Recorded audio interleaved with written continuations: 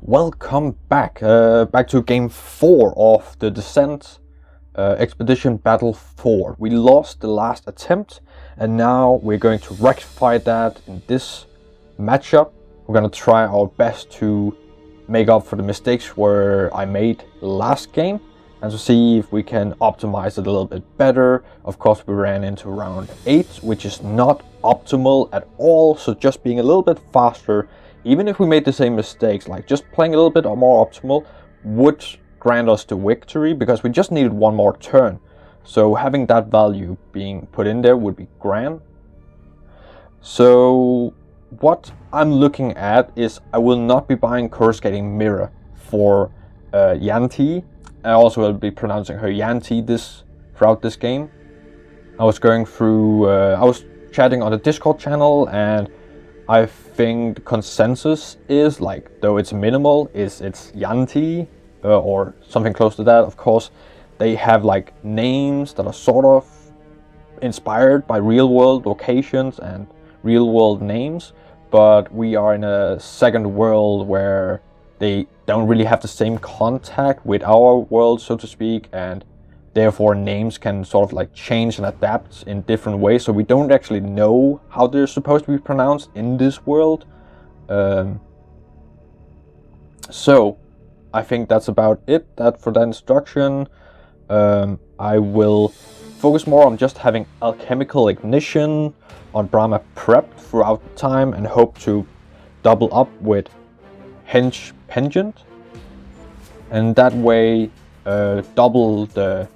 always double the elemental tokens that we gain, and hopefully that way we can heal up with her a bit more, and all the sorts of other benefits that we're looking for to grant, especially to Janti throughout the game. I hope to get a lot more charges through Janti because we really want to benefit from going through all of these cards. One, because it opens up for dealing 8 damage when destroying them, but it also is because it's just the more we go through, the more our randomness is mitigated. So that's what we're really looking for. And that said, I think we should get into this game. So I'm gonna start with round 1. Everything stays the same, so if you already watched the setup for the first game, you're good. We still have Essence Membrane. After a player finishes resolving their ability, that player places an elemental token on any enemy, so we also hope to double that with Alchemical Ignition, and we'll show the treasures as they come up. Player 2, so Janti, just simple, 4 ether, open up, breach 2, very simple. Janti again, so we have the spark and 4 ether in hand, Onus Overwhelming Flame, so obviously hoping to trigger Janti's ability a lot to just insta-cast prepped spells. So that's going to be a Washium to help open up our breaches. Oh, sorry. So yeah, the Redirector is going to be cast as the first thing, so going hitting down to 3, Volatile Pylon down to 3, then getting the Washium, Spark in hand, prepped. Brama, a little bit suspicious that we don't start out with Nemesis. I would really have appreciated that. So Funnel Rage, prep to breach 1, and then I wanted to do something. Oh yeah, of course, she has Hench Pendant. So at the end of the casting phase, if you cast no spells this turn, place an elemental token on any enemy. So we're going to put an Electrify on Volatile Pylon. And then we have 4 ether. And we have Banner of Saga, so actually the friend's gonna gain 1 charge. And then we're gonna get Flameon for 3 ether. Turn order Nemesis. Okay, so that's good. Gonna take a Ritual, power off of Ritual Flame.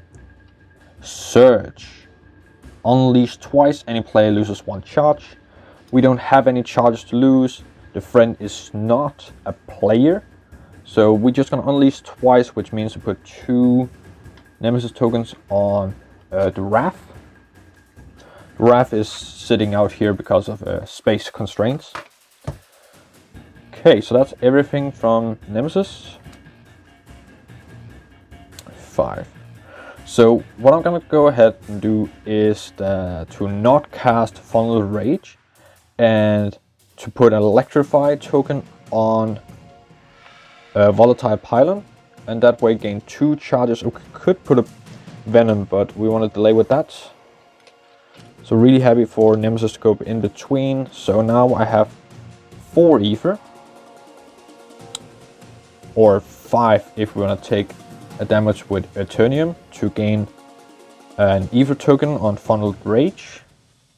And the only reason we would like to do that is because then we can give 5 Ether to Janti, because of Eternium.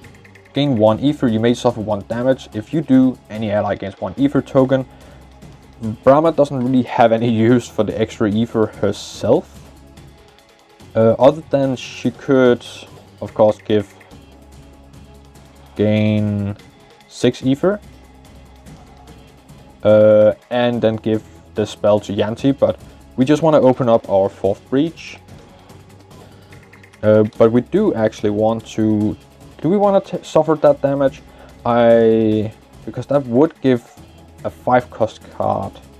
Allow Janti to buy a 5 cost card next turn, which could be a Time Rift, which could be really helpful. So actually we're gonna do that. We do gain an Ether token for Brama herself, but that's wasted at the end of turn, so I'm not even gonna bother putting that on. And there we go. So now we're gonna have a good turn with Brama next turn. Friend. So Adelheim. Oh, so I should flip both of these face up, just so I have the information. Burnish. Any player destroys a crystal or spark in hand, that player gains the corresponding forged card and places it into the hand, or any player loses 2 charges. If they do, Adelheim the blacksmith gains 4 charges. Brama could lose 2 charges, but we're better off not. So Janti already has 5 Ether, so we don't benefit a lot from going to 6 Ether, other than Banner of Chronicles being able to make the enemy lose 1 charge, the foe. But then the foe card that's coming up now is not what you can call giving it charges, so I don't think it's really beneficial to stick around with that. Banner of Sagas can give an ally the foe friend a charge, so we're gonna give that to Brama, destroying a crystal in hand to gain a forged crystal. 2, 3, 4, 5, 6, 7. Oh, and if she takes damage during her turn, she gains an Ether token. So then we can also buy Alchemical Ignition outright. So that would also be helpful. So that's all from our friend. And next up is Polished Steel. Polished Steel. Adelheim the blacksmith gains 2 charges, or any player discards a card in hand that costs 2 or more. If they do, they gain 3 charges. Okay, Nemesis. That's off. Crumbling Earth. To discard, spend 6 power free, unleash twice. Any player discards a card in hand that costs 1 or more and suffers 1. Foe. Melt. If Volatile Pylon has 5 or more life, it does not. Any player discards 2 cards in hand, otherwise it gains 4 life. So that's what's gonna happen. Gonna gain 4 life, so it's at 7. So we really wanna see this losing health now. So let's see what's gonna happen on next turn. Of course, I mean next round. So we have Brama. I don't think we want to trigger any of our spells, so we can put what's it called, an elemental token out. I think we want to get Volatile Pylon down, so I'm going to put a Venom on it. And Flamium for 2 ether. Forge Crystal for 2, so that's 4, 5, 6. Then we have Ban of Sagas to give a charge to our friend. So that's going to be 6 ether. Hungry Avite can be developed for 4. But because we have 2 more charges, we can develop it for 1 less. And then when you develop this, Focus Breach. So we're gonna develop it for free. Focus our 4th breach. And then we're gonna gain it for free, because that's its develop cost. So that's all 6 ether. So that's what we were aiming for. Okay, Brama is getting a lot of money now. And if she goes, I might just buy off Crumbling Earth. Or, no, Alchemical Ignition might be better. Right, so we're not gonna cast any of this. That would be 3, 4, 5, 6, 7, 8 when suffering a damage. And yeah, I think what's called Unleash twice. Any player discards a card in hand that costs 1 or more and suffers 1 damage. I think we're fine with that. I think we're sort of like quite fine with that being the case. So we're not going to prep any. We're going to put a Venom out to deal 4 damage. Now, how do we want to deal this? So we could definitely put the first 2 here, so it goes down to 5 health. And because it's not going to proc for some time, I think what we want to do is deal 2 damage to the Nemesis. So it goes over to that one to lose 1 Nemesis token. Okay, and that's gonna be it for that. Right, so we have 3, 4, 5, 6, 7 in hand. Then Eternium to suffer 1 damage to go down to 8. Gives us 8 ether and our ally an ether token. Well, it gives us an ether token as well. Which is the 8th card from Funneled Rage, and we're gonna spend it all immediately to buy an Alchemical Ignition. That's all for Brama this round. Getting ready for next. Okay, so we have Spark already there. What do we gonna do with the 4? Well, 6 ether at this point. 4, 5, 6. Is that just going to be a time rift? And oh, the enemy can't even lose a charge. Could also develop Flame Geyser. But I don't really want to do that. So it's going to be 1 damage to put this down to 4. Prepping Redirector. And we're going to gain a time rift. Could also just getting a Hungry Avite, but no, 3, 4, 5. Okay. Nemesis. Triggers, well, power off. And we have Eye of the Storm. Power to move the strike token back 5 spaces on the raft track without resolving effects on the track. Or unleash twice. So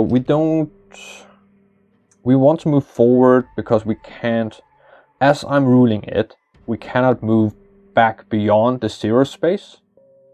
So we cannot move back more than 2 right now. Because if you move back, you would be able to go back up all the time, back and forth. And I don't think that's the intention. So we would have to unleash twice and potentially 7 damage to Gravehold at some point. Early on, it's not too bad. But it can add up, which it did last game in the end. So that's the 2 Nemesis turns. Then we have Bash, Unleash. So that's a Nemesis token. Any player resolves the red space close to the strike token on the raft track twice. So that's going to be a discard a spell in hand. That's not able. Brama is not able to do it, and neither is Janti. And I'm really like, this also happened in the last game, where this is the closest one. But going over there, I would actually be able to resolve that, but it doesn't say the closest one that you can resolve. So I'm treating as that this just happens to not play out at all. So kind of free card for some reason. Feels weird, but and I'm not sure if that's the intention when it comes down to it, if that's really thought through, but you know, I can't really be there for them. Right, so Polish Steel. Adelheim the blacksmith gains 2 charges, or in play discards a card in hand that costs 2 or more. If they do, they gain 3 charges. So right, we have 2, 3, 4, 5, 6, 7 ether here. And then she could gain a lot more 8, 9, 10 ether by having Adelheim's ability procced, which it would, and Janti would also benefit from it, because that would be 2 and 1 to open, so 1, 2, 3, 4, 5, 6, 7, 8. And I don't think she wants alchemical ignition, but it could help us to, and she's going next anyway, after the foe or before the foe. What does she want? Another time rift and open up third breach. A hungry Avite, maybe. What can she get? That's 5, 8. Yeah, it'll just be open up second breach and a time rift. I think that's fine. Or actually, she can just pay off Crumbling Earth as well. Anyway, so I think that's the best we can do right now. Or actually, is that just better to gain 3 charges for her? No, it's not. Alright, so everyone... Each player may return up to 3 cards in the discard pile that cost 0 to their hand. It's gonna get Eternium, Shoshana's Bottle Ink, and a Crystal. And she's gonna get Ban of Chronicles, a Crystal, and a Crystal. And that's it for the friend. And then we have the next card coming up. Blazing Furnace. Any player destroys a crystal in hand or discard pile and gains a forged crystal, or any player returns up 2 cards from the discard pile that cost 0 to their hand. Okay. Janti. Do we even want to proc Redirector? Yeah, we do. That's going to be 1 damage. Putting this down to 3 health. Right, so Washium for 1 to focus this. And we have 1, 2, 3, 4, 5, 6, 7, 8 ether in hand at our disposal. That's going to be opening up a breach plus another time rift. And now we can focus on our ability. 2, 3, 4, 5. Oh.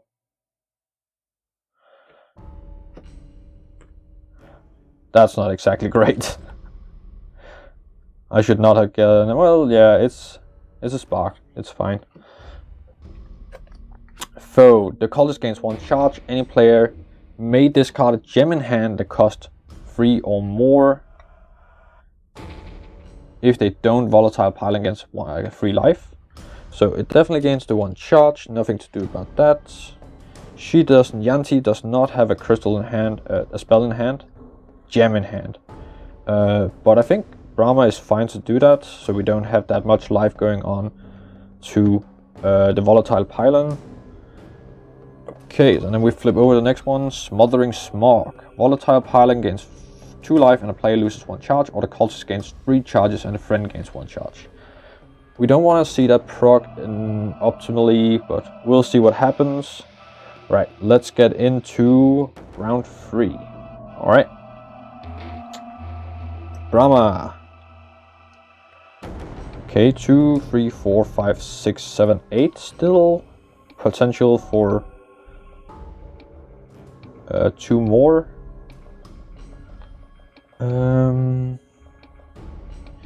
That's definitely... Oh, and we put out an elemental token. We want to put an electrify out on volatile pylon. So that's definitely... So now I actually just want... There we go. Now actually I want to just spend the 6 ether to not have crumbling earth go off. So that's 2, 3, 4, 5, 6. Okay. Rested for long enough, and then we have 2 ether in hand. Potentially a bit more. Would that help our ally? Well, it would be a charge, I suppose. I mean, yeah, goes down to 7. Both gains an ether token. Or ether token. I think it's more, it feels more natural to me to call it ether token. Ether, Aeons, ether. So that would leave us with 3, and then she can... Oh yeah, and then... Oh, it would have to be discarding a gem, so it would be the crystal, and then she's down to 1 ether anyway. So it's only for herself, it really helps. And then what we're doing then... I think with that 3 ether that she now has left over, we're just getting a coruscating mirror. And that's gonna be it. Okay, so much thinking for not a lot. Brama again. Okay, so coruscating mirror. Gonna help Janti draw a card. Yeah, okay, that's perfect. And getting an ether token.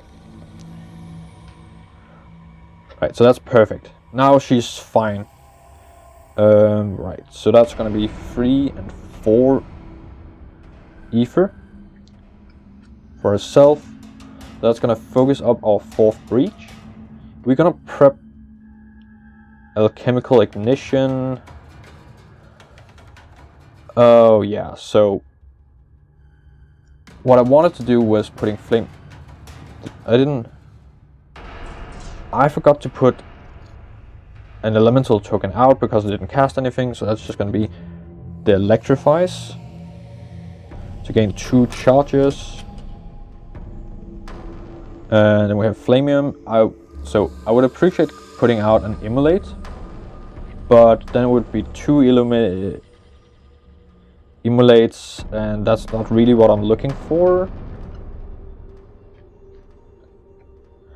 We need 7 ether to open it. That's 3, that's 4, that's 5, 6. Okay, so what I can do, 3 and 4, 5, 6, it was there before. I have 4 charges, so what I'm gonna do, a little bit controversial, so I'm gonna develop 2 Hungry Avites for 3 ether each, to focus our 4th breach for 6 ether total to open it, and then I can prep alchemical ignition to it, and that's gonna be my turn, and also her round. Alright, yeah, that's all for Brama for this. Foe. Volatile pylon gains 2 life and any player loses a charge, or the cultist gains 3 charges and the friend gains 1 charge. That would get to feed the ritual. Volatile pylon gains 2 life, then remove a power token from the ritual flame 3 times. So it's gonna gain the 2 life anyway, so we don't really want to do that. So Brahma's gonna lose 1 charge, and the pylon's gonna go to 5 life, and that's gonna be it for it.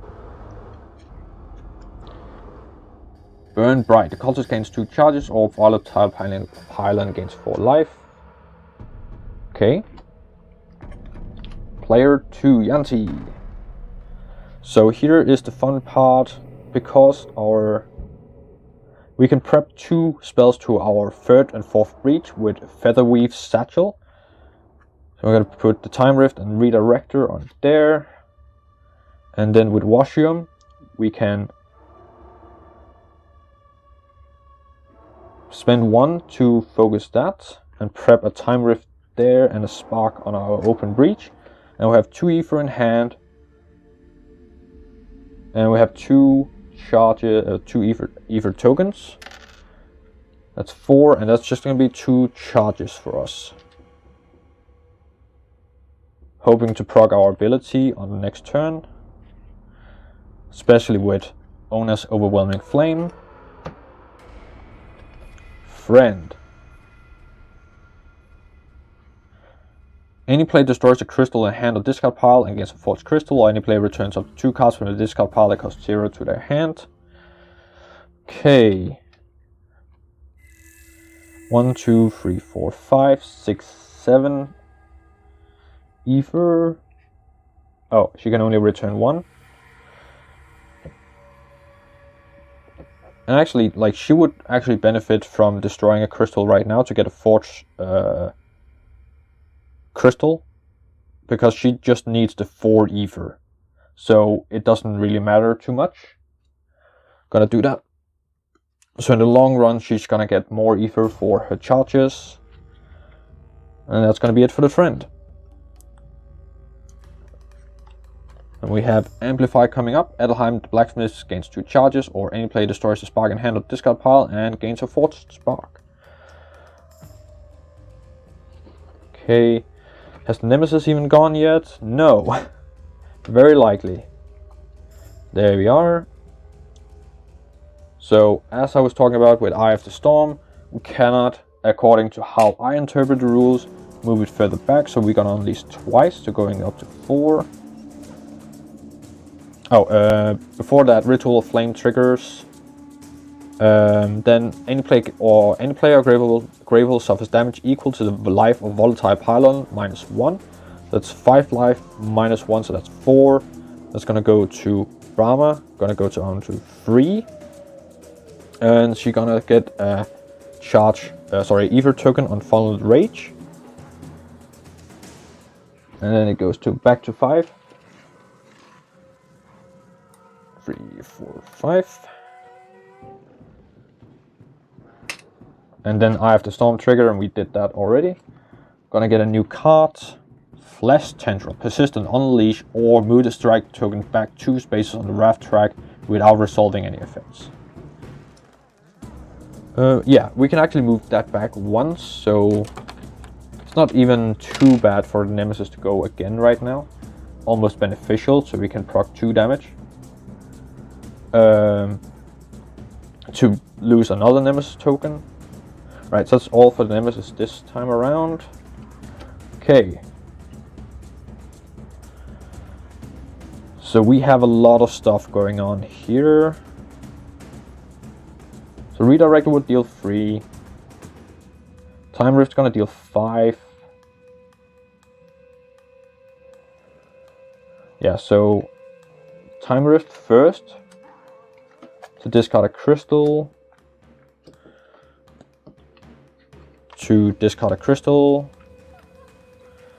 And then we're gonna have, so that would be 5 damage. So this is down to 2 health left. And then we're gonna have another Time Rift. And discard another crystal. And discard another crystal here. Would be 4, so Volatile Pylon goes down to 1. And then we have Redirector to deal 3 damage, to go down to 0. I think... no, we don't. Because we have some Venom tokens that's gonna come and play over here. That would be 3 damage. Go to 5. 1, 2, 3, 4, 5. Actually, we're not gonna deal the initial 5 damage to Flesh Tendril.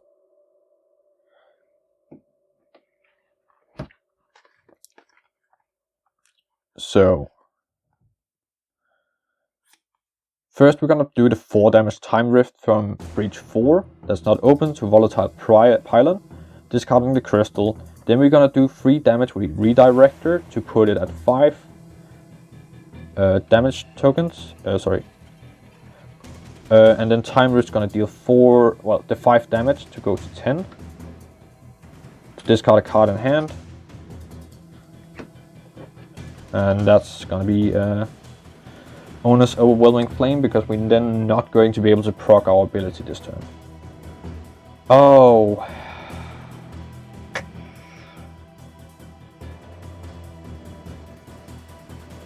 One, two, three, four, 5. Actually, yeah, we're gonna do that damage here. In which case,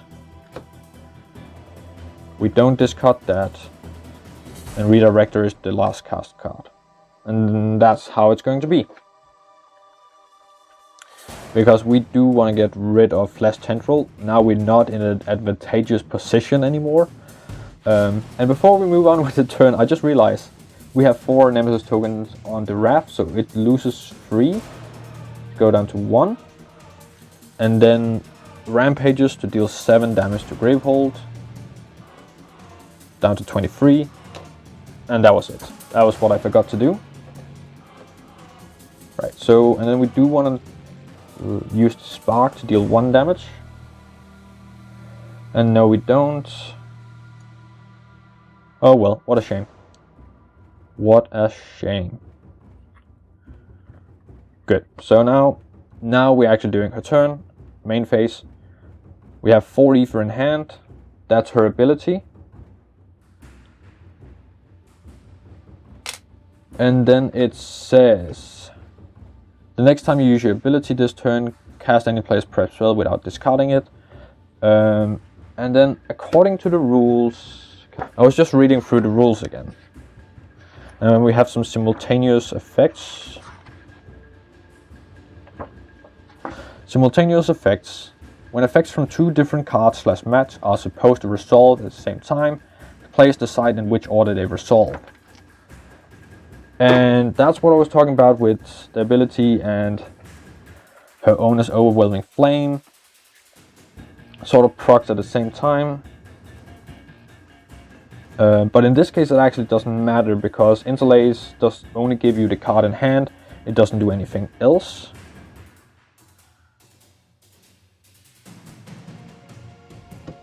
So right now, so I'm just gonna proc the ability to put the top card into my hand. So that's gonna be a Sapphire Infusion. Attach this to any player's breach. 2 spells may be prepped to this breach.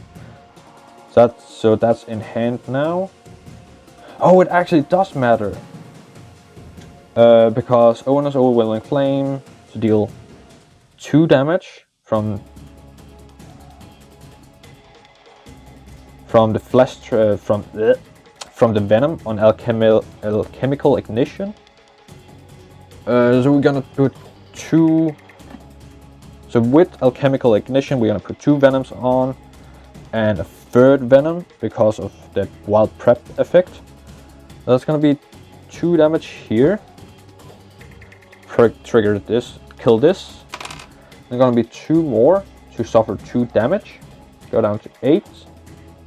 And you're gonna be 2 damage more, suffer 1 damage, and discard a card in hand. We don't have a card in hand, so we can't even do that. And suffer 1 damage to 7. And that's all the 3 Venom tokens. That's that. Then we resolve the ability to get this Sapphire Infusion to hand. And then we can put an what's it called? An elemental token out, and we're gonna put an electron out, even though we can't really double it because alchemical ignition has already been procced. Right, so that, oh, I forgot, that was just the venom tokens, and then 1, 2, 3 from its own damage. 2 damage plus open breach, and then we have Sapphire Infusion. 2 spells may be prepped to that breach. So we're gonna prep it to Brama's 4th breach. Okay, that was a lot of stuff going on there. Just making sure that I'm playing everything as optimally as possible to my own benefits. Nemesis.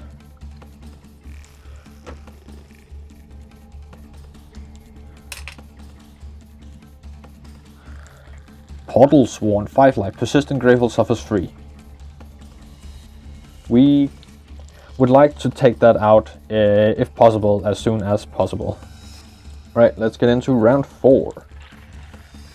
Brama's gonna go first, and though I would really appreciate being able to keep alchemical ignition prepped, I do think we want to put some damage out there, so that's gonna be used to put 2 venom tokens on an enemy, so that's just gonna be Portal Sworn. So Portal Sworn's gonna take 2, it goes down to 3, and Rage the Wrath gonna take 2 damage from the second one, move over to towards 14 plus.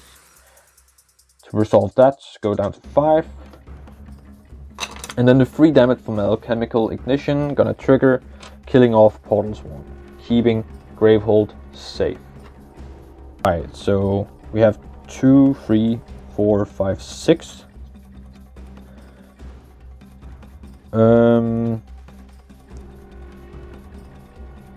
7. Because we have an Ether token.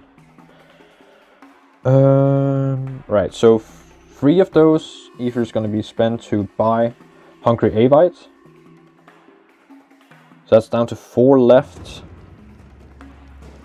And those 4 is going to be 2 charges to heal up Brama to 7. And we may lose 2 to heal Gravehold 4.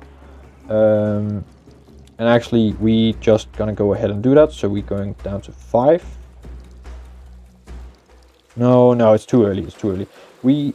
There are some cards that deal a lot of damage in the Nemesis deck that I know of. So I want to keep Brama a little bit healthy right now. Oh, and then we finish resolving the ability, so we can put an elemental token out. So we're gonna put an Electrify out to gain 2 charges. Friend.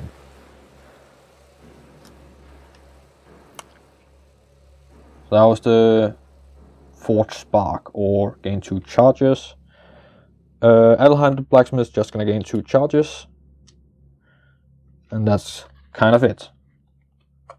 Nemesis. Rage Walker, 11 health. Persistent Unleash, move the strike token back 1 space on a raft track without resolving the effects. Okay, I don't think we have the damage prep to deal with that right now, so... But also, we can't move the strike token back at all. Unless that I'm misunderstanding the rules, or because it doesn't outright say it can't move below it, but I don't think it would make any sense. Also, that just says move the strike token to 0 and Wrath suffers 1 damage. It wouldn't even be able to go down there, because then you can't even move it forward. Player 1.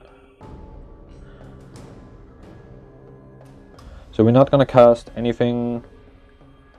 So we can put an elemental token out there. Might just be an Immolate, and then Flamium can be another Immolate to put 2 Immolates out there and destroy our 2 crystals in hand. So we are at round 4. We are around the halfway point of where we want to be in this game. Yeah, why not? So we're gonna put an Immolate out on the Rage Walker. We could also be Venoms out, but I think we're fine to do this. So 2, destroy the 2 crystals in hand. Hungry Avite for 3 Ether and Coruscating Mirror to allow our ally to draw 1 card. Nice, and gain an Ether token. And for 3 Ether, I'm just gonna buy myself another Hungry Avite because I have 2 charges. Like the Hungry Avite that was already developed. Janti. So we don't even need to use the spark because we can just do 2 time rifts to third breach. And then 1, 2, 3, 4, 5, 6. So Aeon to open up our 4th breach. And then we have 1, 2, 3, 4, 5 plus the ether token, so that's 6 ether. Gonna be 3 charges right there. Right, so we have foe and nemesis going now. Oh, Janti still has a 1 to go. But yeah, first nemesis token off. Unleash. And then we can't even move it back. So that's another case of like you can trick it into being in certain positions, and then you take off some of the damage it can do. Unleash twice, so it goes up to 3 nemesis tokens.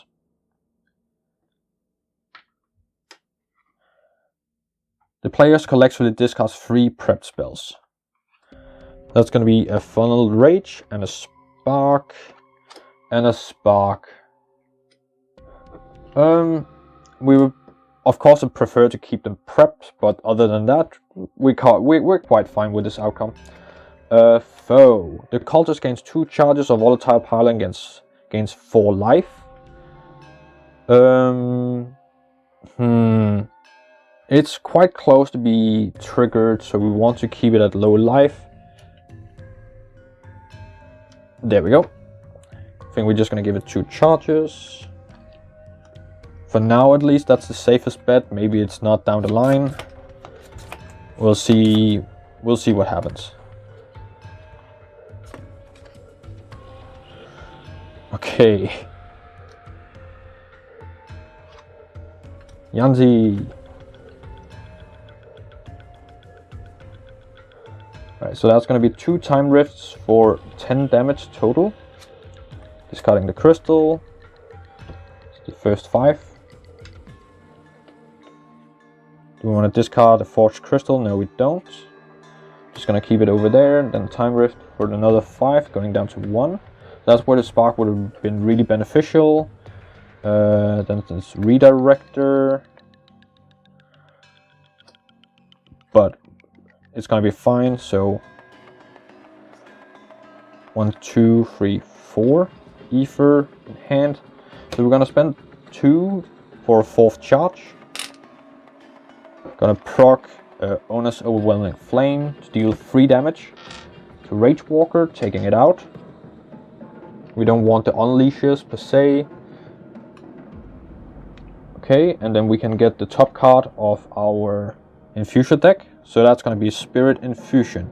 Attach this to any player's breach. When a spell is cast from this breach, the player who cast this spell may destroy a card in hand. So down the line, this actually might be quite helpful. Alright, and then we have 2 ether left over for charge.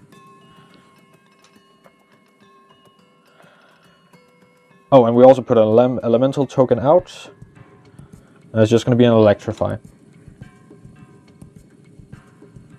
Okay, so that was round 4. We're making some headway there, but we're still far away from the position we want to be in. Janti hasn't quite gotten the infusion she wanted to see. Of course, there's only one I really want to see anyway, so, you know, that's what it is. Just want to keep going, using her ability, hoping to have Alchemical Ignition prepped when we actually do use her ability to gain the elemental tokens. Okay, so round 5. Foe. The cultist gains 2 charges of volatile pile and gains 4 life. In this case, we actually do just want to give it 4 life, so up to 5 health. At least Brama can tank that if Nemesis goes twice in a row. And then we have Brama. And we don't have anything to cast, so we can put a Venom token out. Do we just want to proc it immediately? We do. So that's gonna be over here on the Nemesis, on the Wrath. Electrify to gain 1 charge, and Venom to deal 2 damage. This down to 3. That's 1 charge. Now we can prep Alchemical Ignition there. That's gonna be 3, 4, 5, 6, 7. 3, 4, 5, 6, 7. So 4 of that ether can go into charges. Yeah, so 4 of that ether is gonna go into charges, progging that, and then we gain 4 life, but we can only go to 10. And then we lose 2 to go back down to 8. And when we do that, Gravehole's gonna heal 4. Go to 7, and then we put an elemental token out from Essence Membrane, and then proccing Alchemical Ignition to put 2 on it. So we're gonna put 2 Venom tokens out immediately to deal 2 damage to Volatile Pylon, and 2 damage to the Wrath to lose 1 Nemesis token. Okay, and then we have 3 ether left over. Oh, before that, we could have used Eternium. We just gonna do that to lose that 1 life, so we went down to 6. Going up to 10, healing full, to just give an ether token over here. That's fine. 3 ether left over. What we want to do with that? Do we even want to do anything with that? I think we just want to do another charge. Yeah, I think that's what we're going to do. 3. Okay, so now we're not too afraid of losing health. As long as we could get the Rage inbound in there, we would be good. Janti. Okay, so that's going to be 3 damage. Putting it over at nothing. And we have 2, 3, 4, 5, 6 ether in hand. Could spark there. 6. Oh. We just want to wait. 6 ether to proc our ability. And then we check the top card, and we have Mirrored Infusion. Attach this to any player's breach. When a spell is cast from this breach, the player who cast that spell may return it to their hand instead of discarding it. Beautiful. Gonna prep it to our 4th breach. Prep the spark. Oh. Before all of that happened, we put an Electrify out to put another Electrify out with Alchemical Ignition to gain 2 charges. 2, 5 ether. So we can just proc our ability again this turn, but then we won't have the Chemical Ignition. So we're just gonna wait. Brama. Do we just want to keep a Chemical Ignition prepped? I do think we do. So what's that gonna look like? Is that just putting 2 Venoms out there? 6, 7, 8, 9. 10 technically. So we're gonna lose that crystal if we do this. And I think we do, so we're just gonna put 2 Venoms out there. Immediately suffering 2, go down to 6. And then the second Venom, suffer 1 damage and discard a card in hand, so go down to 5. So that's a crystal discarded. It's gonna be 3, 6, 7. I'm discarding a crystal over here. So that's 8.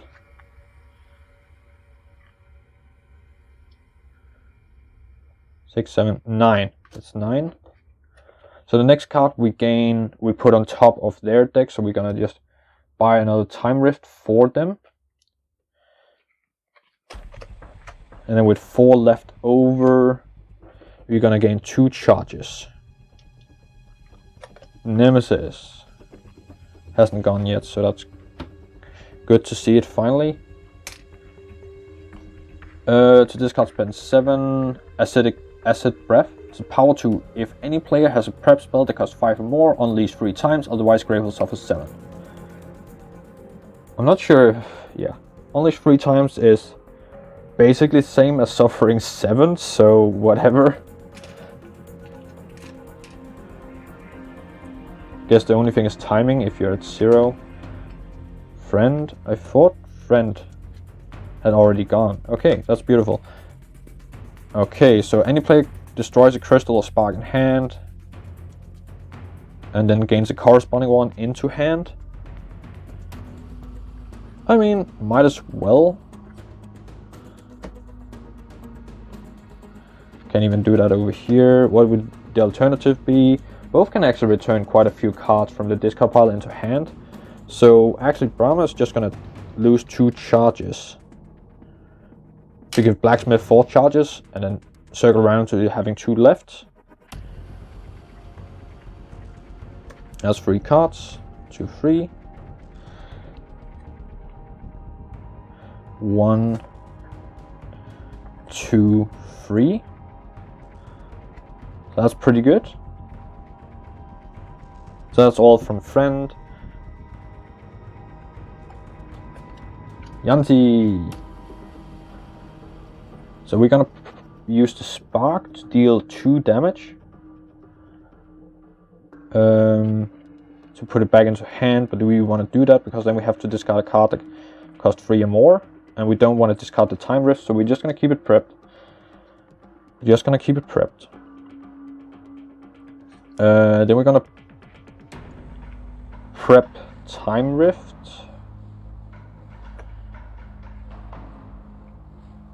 We want to destroy a card in hand, or do we just...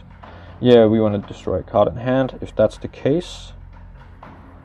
Then we gotta use Ona's Overwhelming Flame.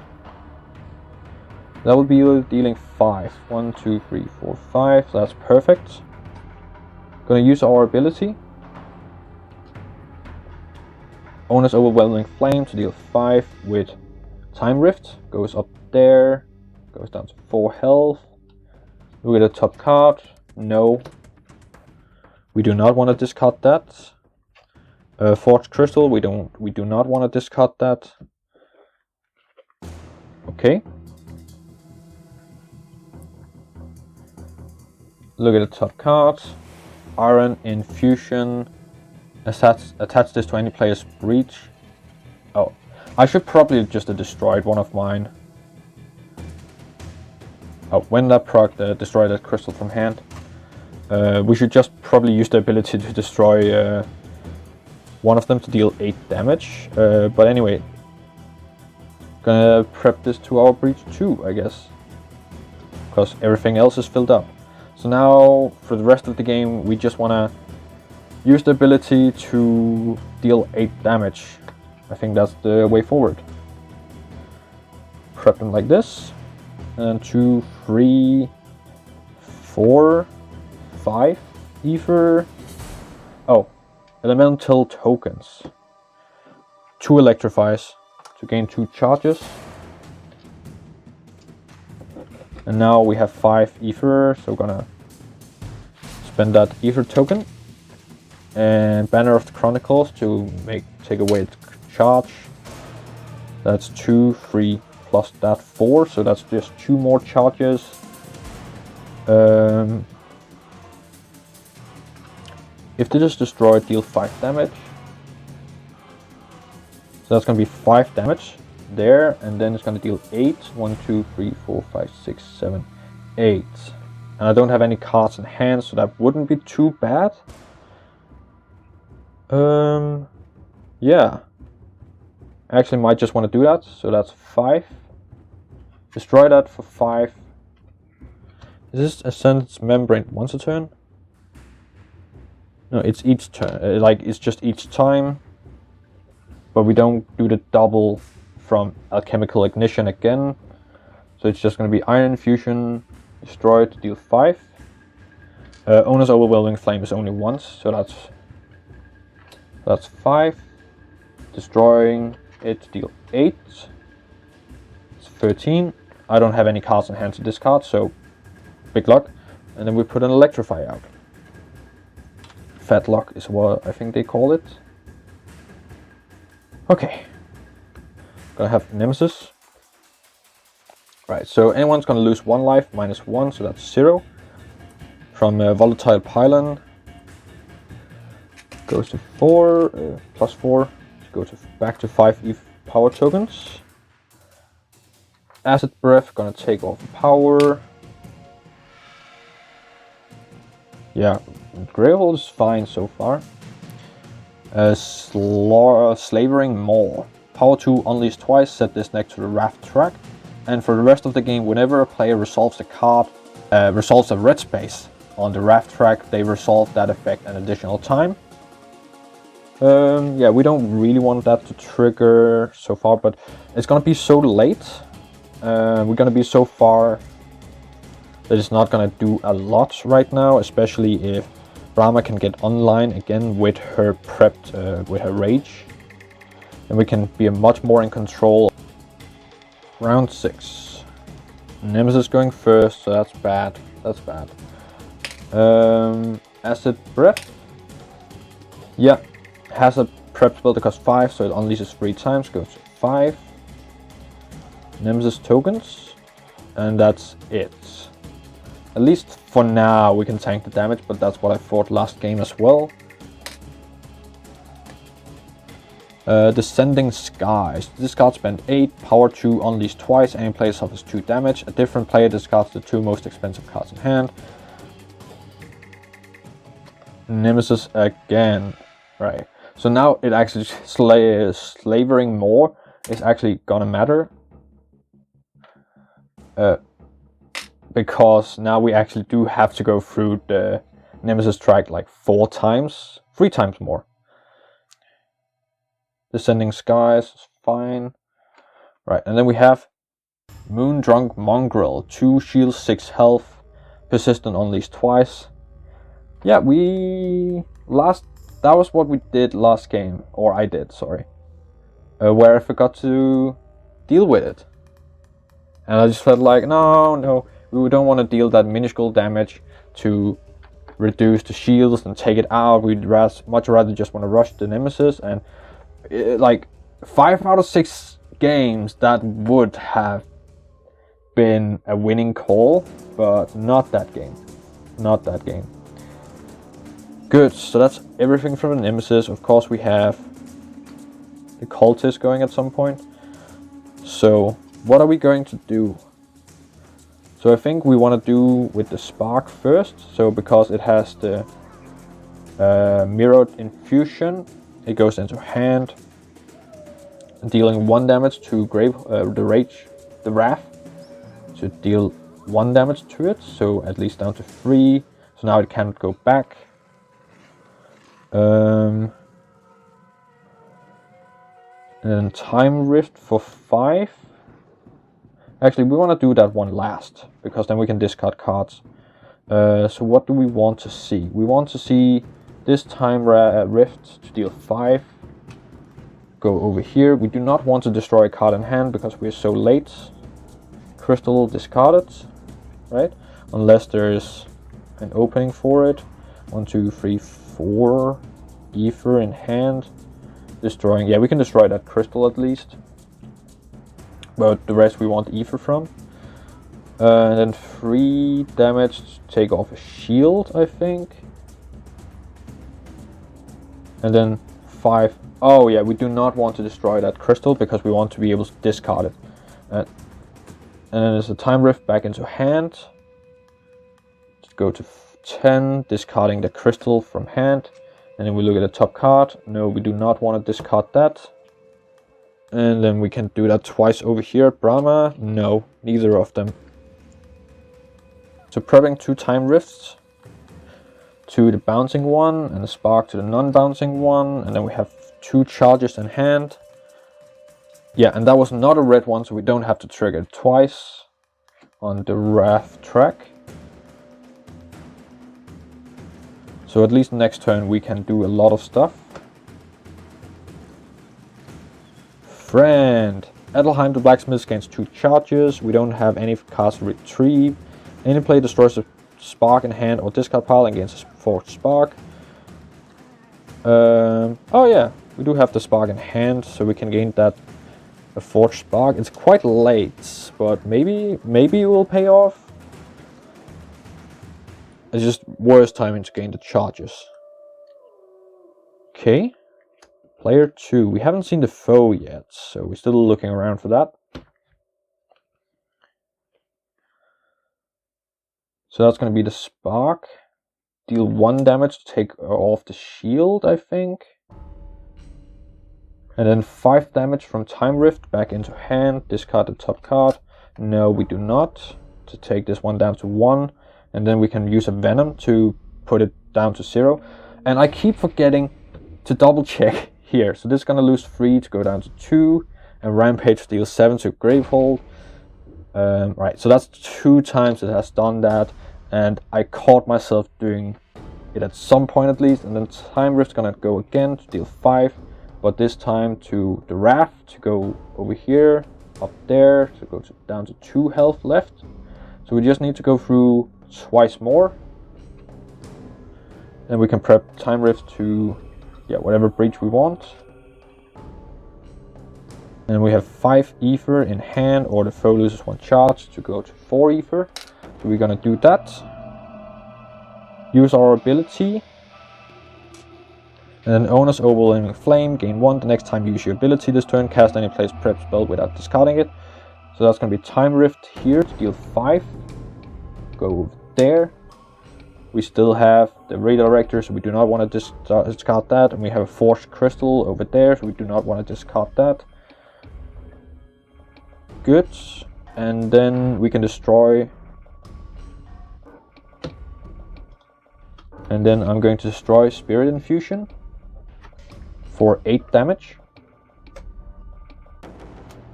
So this goes to 13. And I don't have any cards in hand, so good fat luck. Good. And then of course we gain the Essence Membrane Elemental token, so we're gonna get 2 Electrifies. Put them out there.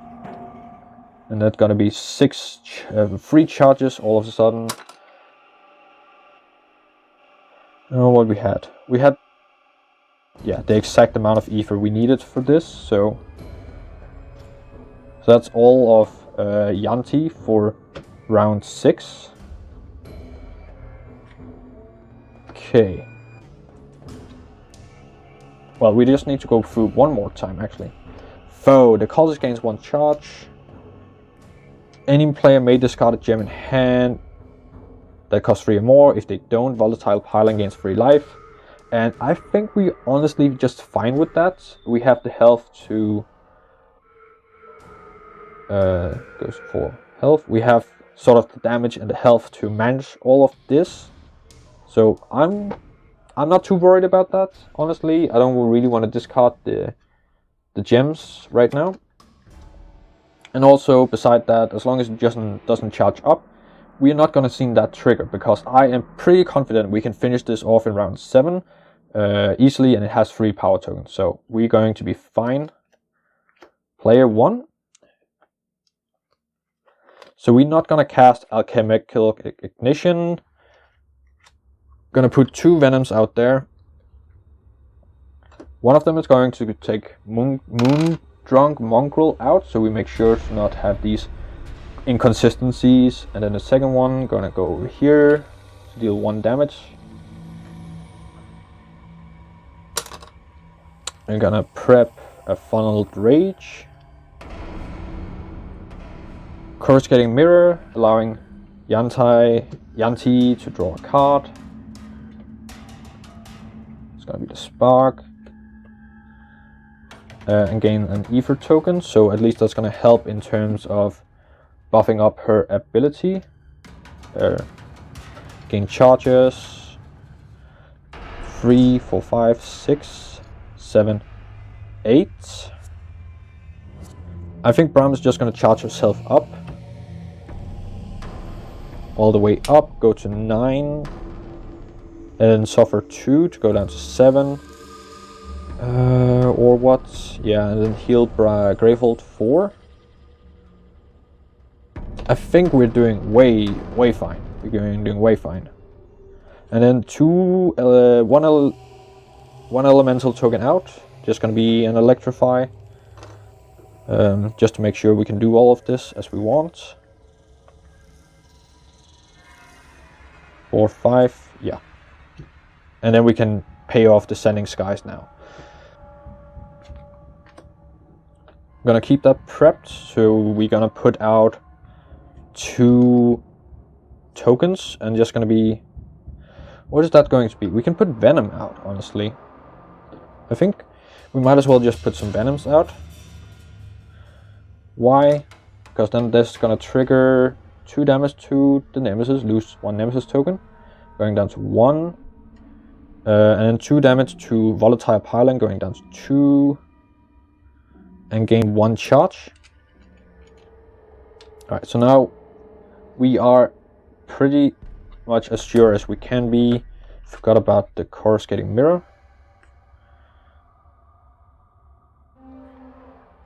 I'm just gonna put in there. Now it's where it should have been. So that's everything. So that's 3, 6, 7, 8. Paying that off. We don't have any risks. Then we have 2 ether left. We can use Funneled Rage to gain an ether token, suffering 1 damage, but only... I don't see why we would really do that, so we're just gonna gain 1 charge.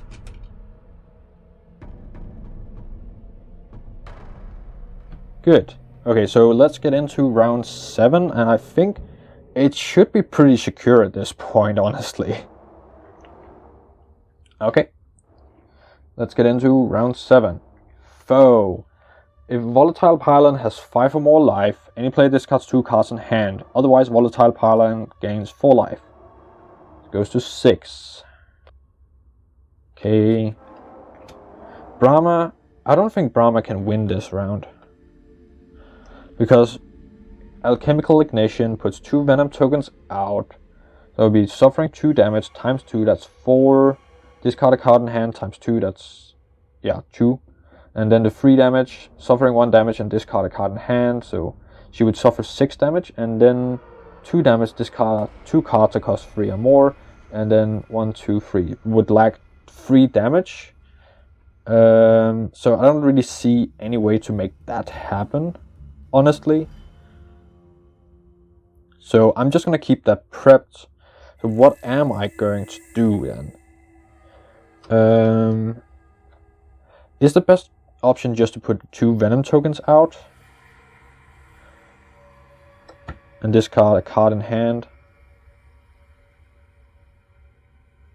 What do we have? We have 3.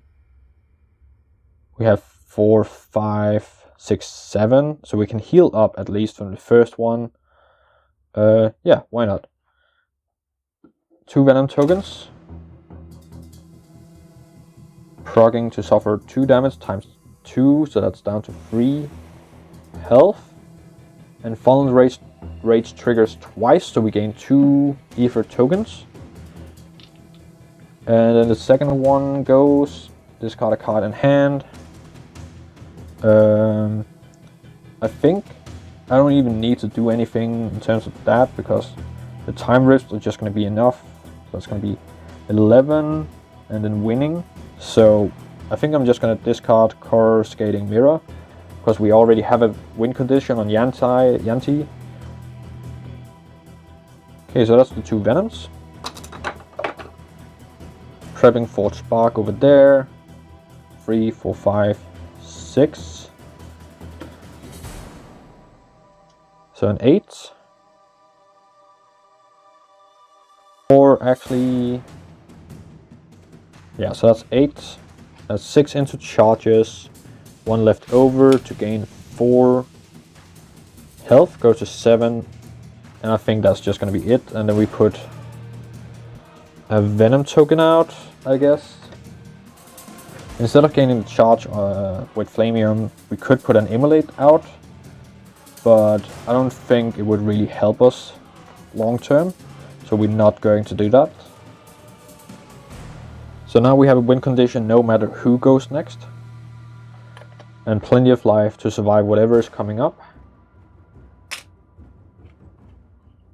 Winter's Bite. Unleash, discard the top card of the Nemesis deck, or the player with the lowest life source is 5. Both have 7. I'm just gonna take the 5 because I am more concerned about tier 3 than anything else. Gonna gain that charge. Right, so that's all from the Nemesis turn. Thank you. Right, so bleed. Any player suffers 4 damage and loses 2 charges. Both can do that. No, only Janti. The Wrath loses 1 Nemesis token, or unleash twice. The player with the most expensive prep spell discards that spell. We can unleash twice, goes to 3. Because we know we're about to win this. And then Time Rift's gonna be discarded. Oh wait, no. Alchemical Ignition is gonna be discarded. Then Brama doesn't have a win condition, but well, it's the least amount of life. So okay, that's all from Nemesis, so we are good. Then Time Rift's gonna deal 5. Back into hand, goes to 11. Discards 2 cards in hand that cost 3 or more. So actually, that's not exactly great, because then it's discarded. Well, it doesn't matter, essentially. And then we're gonna deal another 5 damage with Time Rift to go over the finishing line and taking it out. And then just to prove how good this is going, I'm gonna do another Time Rift with 5. And I do not want to discard that. It's 5. And then prepping Time Rift and a redirector and a spark. Then we have 3 ether to gain a charge. And plus the ether token, so 4. And then we have what? We can deal 8 right now. It's not enough. It's not enough. Of course we would gain a charge back, but 3, 4, 5. It's much better to just wait for next turn. Friend.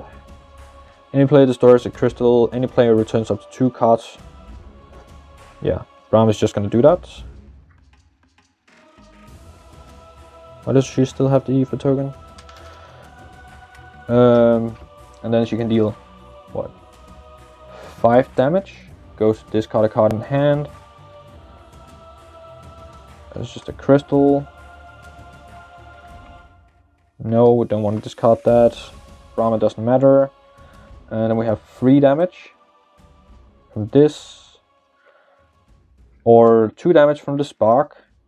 Loses 1 Nemesis token. Goes down to 2. And we have 3 damage from redirector. Goes to 0. So now we are 1 damage left. And then we can prep Time Rift and redirector. Use our ability. Owner's Overwhelming Flame to deal 5. And then the ability to destroy this over here for 8. 13. And I already used these so they don't even get discarded. 2, 3, 4 ether plus the electrify token, so that's venom to deal 2 damage. There, labbing it twice and gaining a charge. And then 2 ether left over for charge. And with Brama again. And I think that's more or less where it ends, because we can't really deal any damage with her. The only thing is we can heal up. We can do a lot of healing. Okay. Well, we can put Venoms out, but they don't really help. Okay, so I think I have redeemed myself from the first game. I saw more through some more optimal plays. I still think it could have been a little bit more tricky down somewhere. I think the Winter Spite got off at a really good timing for me because I had the health. Of course, I knew it was coming, so I was prepared for it. Could I have been prepared for it? Isn't 2A? Yeah, I've seen it a couple of times at this point, so I could have been prepared for it. I knew what's in there. And actually, in this case, it would actually been beneficial to just see the next card be discarded because it was an attack, and then we ran into a power in tier 3, so that would have been even easier to deal with. But of course, we could have known that because Rust Away, Grateful said suffering 7. Well, we were in good conditions to deal with that because of Brama's immense healing. So that's the power of actually utilizing the treasure too well, and together with the level 3 treasures, and especially, I really think, like, in these cases where you have a 4-cost ability, 4-charge ability, or something like that, Owner's Overwhelming Flame gets really busted. Because it's so much concurrent damage you can do with it. I'm really surprised at how well it went. But I think just Janti, when she really gets online, if she gets the resources she needs and a decently good spell like Time Rift. One of the problems this market has is that it can't really do a lot of burst damage, like huge chunks of damage, because you can do the 2, you can do the 5 or 2 and 3, but then when you get here, what you really want to do is hit the 12. So you want to do the 7 damage, and this market cannot do that. There is wow, we didn't even get to see it. It was at the bottom as well. Infernal Infusion helps Janti go +2 damage, and then Redirector gets the 2 plus the 1 from the breach times 2, so +6 damage, so 7 damage, so she can do it on her own internally, plus the Time Rift would also just be 7, so she can do those jumps herself, but there's no way of organically doing it with this market. There's only, if you had kept Restoration Siphon around, that's the only spell that would help you in this regard. Cast deals 6 damage, or cast deal 1 damage, Grateful gains 3 life. From a +1 breach, she can do 7. It can do 7 from or 2 damage and heal Gravehold, and that's some of the stuff that you really need or appreciate for this fight. Not so because that you want to keep Gravehold healthy, actually, more so because it helps you to skip or do the right jumps on a track that you really want to do, and also then you actually don't have to care so much about the unleashes, so you can let more of them go because you have the healing to make up for it, so you can just focus on the damage. Yeah, so that's the one thing. I don't think Brama and Janti is the best mages for this. Like, I found a way to optimize it well, but I think Laysan is much better. I think Raven just has a broken mechanic with her knowledge deck that can really just go. So she has the 6 damage, the way she can diverge it wherever she wants, and she has 2 of them, and she has an easy way of going through the deck, so you can always make sure to find them. So that always helps you to put the amount of damage you want and need. And then there's the 7 cost. The 7 cost plus the 1 from the breach plus 1 for each knowledge that you spend. So that's a pulse token mechanic. And then you can just do 14 in one go. You can do 12 in one go. You can do the 5 in one. You can't really do the 5 in one go, but you can do this 12. You can do the 14 if you set this up. And just make sure that you always hit the numbers that you need to by spending the amount of knowledge you want to do or not to do. So yeah, I think there are mages in, and of course like Fraxier would have been. That's really sad you can't really use him for the 4th fight, because his setup is also just like, oh yeah, plus 3 damage in the breach, and then you can put a 2 in there, that's a 5, and then you can do the ability for 8 damage, or you can go to 4 to suffer the 2 damage, but then go to 12. You can go 6, discard a card in hand, and then do the ability for 8. So they have tools. Brama has the healing. That's the stability that she provides. Also, like, goes into her being a leader, I guess. Janti is the explosive one in this case, or at least, like, she finds the potential, and then she makes it explode whenever she needs it to. Okay, I think I quite like I like all the 4 nemesis that we have met. I think they force you to interact with it in some interesting ways, and put you out of like, oh, it's just a health bar. It's much more than just a health bar. It's a health bar that you have to interact with to mitigate its outcomes, its negative outcomes, and to push yourself forward in ways, and push and pull factors within that mechanic. That's all I kind of have to say about that. I think I have a lot more to say about the mages at a later point. I really like all the mages, actually. They are quite interesting, explosive. I think there's a lot of stuff to go into. Not super sure. I'm a big fan of the friend and foe mechanic. It's fine. Maybe I'll loosen more up to it as we go on. Battle 4 conclusion. Brama falls to her knees, exhausted but triumphant, as the monster runs off down a tunnel, screeching in pain and fear.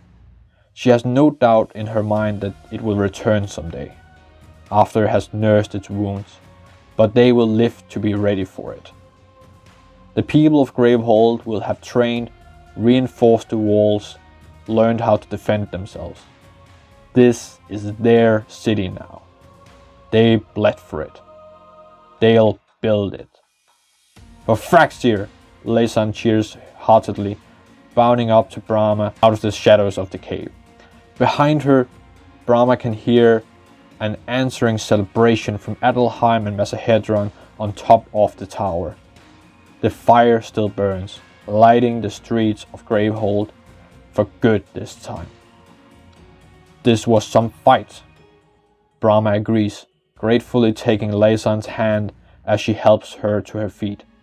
I wasn't sure we'll be able to succeed. We had no other choice, Raven says, stepping into the glow of the firelight. We had to keep the people we love safe. The people we love. Where's Janti? Brama asks, peering into the oppressive darkness still consuming the edges of the cave. Did anyone see where she was on her flank? I believe she was the farthest in, Laysan says, gesturing out into the darkness. She should be back by now, though. Janti! Brama pulls a ball of light from a still open breach and ventures out into the darkness, casting around for where Janti might gotten to. The battle is over. Where are you? There is no response from the darkness around her. Brama walks further, leaving the happy chatter of Laysan and Raven behind as she picks her way carefully across the treacherous cavern. Loose rock shifts beneath her feet and stalagmites rear up, black and fearsome in the light of her magic. Her legs still feel weak beneath her, the cuts across her skin from battle still oozing blood. Silent minutes stretch in the darkness, making it seem as though hours have passed, before Brama finds her. Janti is stretched out on the ground, hands pressed into her stomach with sweat that reflects the light as Brama drops to her knees beside her. Hey there, Brama, Janti says with a weak grin. Looks like we won. Don't speak. Brama layers her hands over Janti's, applying pressure to the stomach wound. Her skin is already so cold. I'll get you to Dalana. It's going to be okay. Nah. Janti's voice trails off into a coughing fit, blood speckling her teeth. I think it's too late for that. I'm not going to make it back to Gravehold. Don't say that, Brama whispers, tears swimming in her eyes. I can save you. Being a leader means not being able to save everyone. I'm not a leader, Brama squeezes Janti's hands, leaning over her as she begins to sob. All the stress and terror of their journey she didn't want to show in front of the people suddenly pouring out. I failed you. I failed Fraxir. I make all the wrong decisions. If I'd let Dalana come like she wanted, she could have healed you. Or if you'd done your plan, we could have waited until we were ready and you wouldn't. Brama, Janti lifts a hand to gently cup Brahma's face. You are a leader, you make a plan, you kept Gravehold safe, you kept everyone safe. Not you, Brahma sniffles, struggling to get the words out. It was meant to be you and me. What's the point without you? The point is Sahana and Raven's baby girl, Fidraxa Adelheim. These are your people, your city, your dream. Janti smiles. I've always loved hearing your dreams. Now you get to live one. You get to make a city for these children to grow up in. You get to have a real home. I can't imagine having a home without you in it. I'll always be with you, Janti promises. Always. Brama leans in and kisses her as if she could press some of her feet into Janti's cold and shaking lips. As if she could keep her here by sheer force of will. But a moment passes, and with a final brief breath, Janti's hands go limp beneath Brama's. Brama sits back up, tears still tracking through the dirt on her cheeks. She lifts her shaking hands, sticky with Janti's blood, and pulls Janti's sister necklace over her head.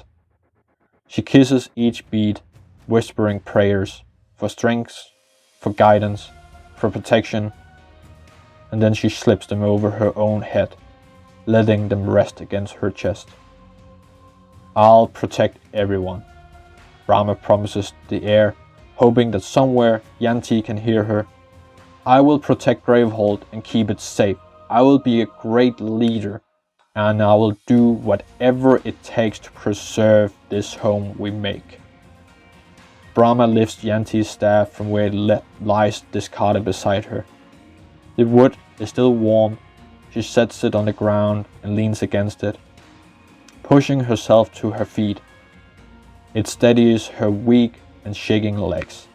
Behind her, she can feel the warmth of the fire glowing above Gravehold, guiding her home. There is much work to be done. Open the end deck and these are your cards, and add these cards to your collections. Congratulations, you have completed the expedition. So, alright, pretty good story for Aeon's End in my opinion. I haven't always been super invested in them. But I think that also just comes down to how I interact with the game, and when a lot of people are around and sitting and reading it out and then listening, it's not necessarily always a super immersive experience. There's a lot of downtime in it. But I appreciate this backstory to how Gravehold came to be. And I read on a Facebook post another player who went through the story and then complained about some of the story elements not matching up perfectly with story elements that was written in the other waves. And so I can appreciate that concern, but I also want to say, like, the story about Fraxir, the story about the other people and stuff, there is a lot of myth making going on when you create a new society.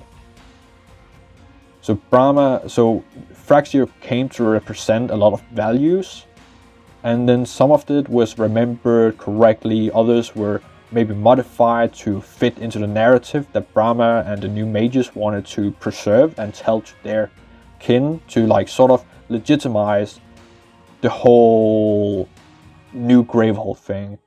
So that would be my in-story answer to that, and then of course maybe the writers forgot some stuff at times, and like there's at this point there's a lot of build up of story in Aeon's End, so I can sort of accept that's been going on. Okay, I think that was mostly my comments on that. Maybe I'll make a follow-up video at some point, or actually probably don't. I'll probably just write about it on the Discord channel or write to you in the comments if anything. Do you feel like this brings a lot of stuff that's like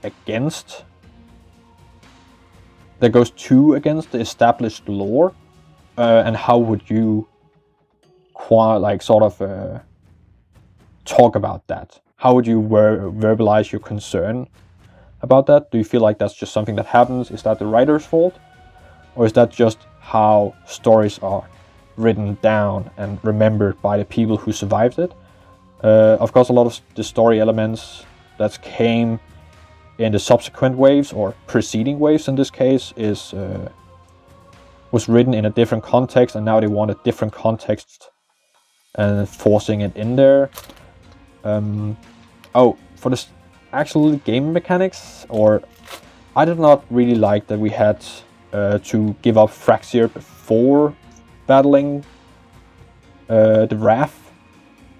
But I can see if they wanted 2 mages to be killed, like they couldn't do like both of them at the end.